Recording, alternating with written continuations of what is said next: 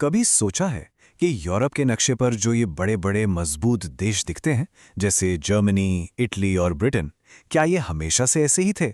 बिल्कुल नहीं। आज हम लोग तीन बिल्कुल अलग अलग कहानियों में डुबकी लगाएंगे और देखेंगे कि आखिर इन देशों का जन्म हुआ कैसे। कभी तो सोचा चलिए है? एक बिल्कुल बुनियादी सवाल से शुरू करते हैं। आखिर एक देश बनता कैसे है? स्क्रैच से? क्या ये लोगों की इच्छा से, उनके सपनों से बनता है, या फिर इसे ताकत के जोर पर जबरदस्ती से गढ़ा जाता है? बस यही एक सवाल है जो आज की हमारी पूरी कहानी के दिल में वसा हुआ है। अब इस पूरी कहानी में ना एक बहुत बड़ा टर्निंग पॉइंट आता है। साल 1848 में। ये वो साल था जब यूरोप में लिबरल रेवोल्यूशन हुए, लेकिन वो फेल हो गए। और इस फेलियर के बाद नेशनलिज्म का मतलब, उसका चेहरा हमेशा के लिए बदल गया। देखिए, पहले नेशनलिज्म का मतलब था डेमोक्रेसी, लोगों की आवाज। लेकिन अब ये कंजर्वेटिव रूलर्स के हाथ में एक पावरफुल हथियार बन गया था। एक ऐसी स्ट्रैटेजी जिससे वो अपनी पावर को और मजबूत कर सके। तो चलिए हमारा पहला केस स्टडी देखते हैं। जर्मनी, एक ऐसा देश जिसे बातचीत की टेबल पर नहीं बल्कि जंग के मैदान में बनाया गया था। इसे फोर्ज किया गया था, लोहे की तरह। इसका निर्माण हुआ था सेना की ब्लड एंड आयरन यानी रक्त और लौह की पॉलिसी से। मतलब साफ था, जंग और सिर्फ मिलिट्री पावर। तो देखिए, जर्मनी को एक करने की ना दो बिल्कुल अलग कोशिशें हुई थीं। एक तरफ था 1848 का लिबरल सपना, मिडिल क्लास का सपना, जो चाहते थे कि एक चुनी हुई पार्लियामेंट देश को एक करे। लेकिन इस सपने को मोनार्की और सेना ने बेदर्दी से कुचल दिया। और फिर दूसरी तरफ थी प्रशिया की प्लानिंग। उन्होंने कहा, ठीक है, डेमोक्रेसी से नहीं हुआ तो हम इसे ताकत से करके दिखाएंगे। और उन्होंने वही किया। और इस पूरी प्रशियन प्लानिंग के पीछे एक ही मास्टरमाइंड था, ओटो वॉन बिस्मार्क। बिस्मार्क को ना डिप्लोमेसी यानी बातचीत में कोई खास भरोसा नहीं था। उनका विश्वास था ताकत में, और उन्होंने इसे साबित भी किया। सिर्फ 7 साल के अंदर उन्होंने 3 बड़े डिसाइसिव युद्ध लड़े, डेनमार्क से, फिर ऑस्ट्रिया से और आखिर में फ्रांस से। और एक एक करके सभी जर्मन स्पीकिंग इलाकों को प्रशिया के झंडे के नीचे ले आए। और फिर आया वो दिन जो बिस्मार्क की स्ट्रैटेजी का क्लाइमैक्स था। 18 जनवरी 1871। जगह फ्रांस का मशहूर वर्साई पैलेस, और उसके अंदर भी हॉल ऑफ मिरर्स। वहीं पर प्रशिया के राजा विलियम द फर्स्ट को एक यूनाइटेड जर्मनी का एम्परर घोषित किया गया। ये एक स्टेटमेंट था, एक क्लियर मैसेज था पूरी दुनिया को कि नया जर्मनी लोगों की पार्लियामेंट से नहीं बल्कि प्रशिया की फौज की ताकत से पैदा हुआ है। तो ये थी जर्मनी की कहानी। अब चलते हैं हमारे दूसरे केस की तरफ, इटली।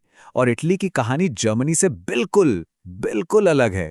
जहां जर्मनी का रास्ता एकदम सीधा और साफ था, ब्लड एंड आयरन, वहीं इटली का यूनिफिकेशन एक, कह सकते हैं कि पैचवर्क है। एक ऐसी उलझी हुई कहानी जिसे बहुत सारे अलग अलग लोगों ने मिलकर पूरा किया।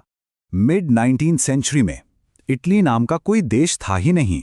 सोचिए, ये बस एक ज्योग्राफिकल एक्सप्रेशन था। असल में ये 7 अलग अलग राज्यों का एक पैचवर्क था, एक छिथड़ा। नॉर्थ में ऑस्ट्रियन हैब्सबर्ग्स का राज था, सेंटर में पोप का, साउथ में स्पेन के बुर्बोर राजा बैठे थे। पूरे पेनिनसुला में सिर्फ एक ही ऐसी जगह थी, सार्डिनिया पीडमोंट, जहां एक इटालियन रॉयल फैमिली का शासन था। यहां तक कि लोगों की भाषाएं भी इतनी अलग थीं कि वो एक दूसरे को समझ नहीं पाते थे। इस बिखरे हुए पैचवर्क को जोड़ने का काम 3 बहुत ही अलग किस्म के लोगों ने किया। उन्हें इटली के आर्किटेक्ट्स भी कहा जाता है। सबसे पहले जिज़ेपे मेज़्ज़िनी, जिनको द सोल या आत्मा कहा जाता है। उन्होंने यंग इटली नाम का एक सीक्रेट सोसाइटी बनाकर एक यूनाइटेड रिपब्लिक का सपना लोगों में जगाया। फिर आए काउंट कैवूर, द ब्रेन, एक ब्रिलियंट डिप्लोमैट जिन्होंने फ्रांस के साथ हाथ मिलाकर ऑस्ट्रिया को हराया। और आखिर में जिज़ेपे गैरिबाल्डी, द स्वॉर्ड, एक जांबाज लीडर जिन्होंने अपने आर्म्ड वॉलंटियर्स के साथ पूरे साउथ इटली को जीत लिया। तो एक आत्मा, एक दिमाग और एक तलवार, इन तीनों ने मिलकर इटली बनाया। लेकिन अब एक ऐसी बात सुनिए जिससे समझ आता है कि ये पूरा यूनिफिकेशन का प्रोजेक्ट आम लोगों से कितना दूर था। कहते हैं कि जो किसान गैरिबाल्डी के लिए लड़ रहे थे, उन्होंने इटली का नाम ही नहीं सुना था। वो लोग ला टालिया के लिए लड़ रहे थे और उनको लगता था कि ला टालिया उनके राजा विक्टर इमैनुएल की पत्नी का नाम है। सोच के देखिए। इसके बावजूद इन सब बिखरे हुए टुकड़ों को जोड़ा गया और 1861 में सार्डिनिया पीडमोंट के राजा विक्टर इमैनुएल II को एक यूनाइटेड इटली का किंग बना दिया गया। एक देश तो बन गया था, पर शायद उसके ज्यादातर लोगों को इस बात की खबर तक नहीं थी। तो हमने देखा जर्मनी और इटली का यूनिफिकेशन, जो कुछ ही डेकेड्स में बड़ी तेजी से हुआ। लेकिन अब हमारे तीसरे केस की बारी है, ब्रिटेन। और ये एक अजीब केस है, क्योंकि यहां नेशन बिल्डिंग किसी एक इवेंट या रेवोल्यूशन का नतीजा नहीं था, बल्कि ये एक बहुत बहुत लंबी, सदियों तक चलने वाली स्लो प्रोसेस थी। यही इसकी सबसे खास बात है। ब्रिटिश नेशन स्टेट कोई सडन एक्सप्लोजन नहीं था, ये रातों रात नहीं बना। ये एक ऐसी चीज है जिसे सदियों तक धीरे धीरे और कई बार जबरदस्ती से शेप दिया गया। इस लंबी कहानी की शुरुआत होती है 1688 में, जब इंग्लिश पार्लियामेंट ने मोनार्की से पावर छीन ली। फिर 1707 में आता है एक्ट ऑफ यूनियन, जिससे इंग्लैंड और स्कॉटलैंड मिलकर ग्रेट ब्रिटेन बन गए। और फिर आखिरकार 1801 में एक बड़े विद्रोह को दबाने के बाद आयरलैंड को भी जबरदस्ती इस यूनाइटेड किंगडम का हिस्सा बना लिया गया। लेकिन सिर्फ जमीन जोड़ना काफी नहीं था, एक ब्रिटिश आइडेंटिटी भी तो बनानी थी। और इसका मतलब था एक इंग्लिश आइडेंटिटी को दूसरों पर थोपना। इंग्लैंड ने अपनी दौलत और ताकत का इस्तेमाल किया और स्कॉटलैंड की यूनिक कल्चर और पॉलिटिकल इंस्टीट्यूशंस को सिस्टमैटिक तरीके से दबाया।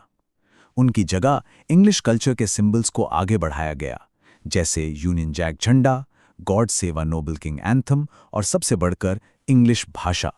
तो हमने नेशन बिल्डिंग के 3 बिल्कुल अलग अलग मॉडल देखे। एक बना ताकत से, दूसरा बना कई टुकड़ों को जोड़कर, और तीसरा बना सदियों तक धीरे धीरे डोमिनेंस से। चलिए अब इन तीनों को एक साथ साइड बाय साइड रखकर देखते हैं। तो ये है पूरी कहानी का निचोड़। जर्मनी मेथड था military force, blood and iron, और ये काम बस 7 साल में हो गया। की प्लेयर्स बिस्मार्क और प्रेशियन आर्मी। फिर आती है इटली, जहां डिप्लोमेसी, रेवोल्यूशन और जीत सब का मिक्स था। इसमें कई डेकेड्स लगे। और प्लेयर्स थे कैवूर, गैरिबाल्डी और मित्सीनी। और आखिर में ब्रिटेन, इसका मेथड था ग्रेजुअल डोमिनेशन और सप्रेशन, और इसमें सदियां लग गई। की प्लेयर इंग्लिश पार्लियामेंट।